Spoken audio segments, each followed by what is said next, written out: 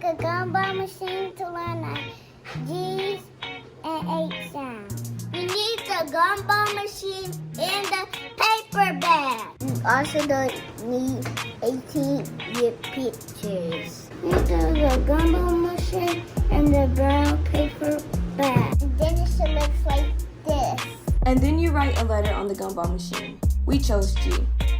And now it's time to put your G letter gumballs in the gumball machine. So the gumballs had different pictures on there. Pictures like Wow, a giraffe, a goat. I got grapes.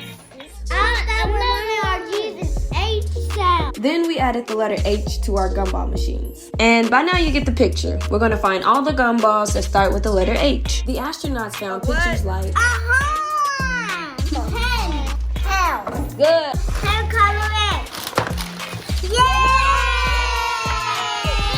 And as you can see, the astronauts colored their gumball machines and we all lived happily ever after. Girl, that's fine. That's fine. Yeah.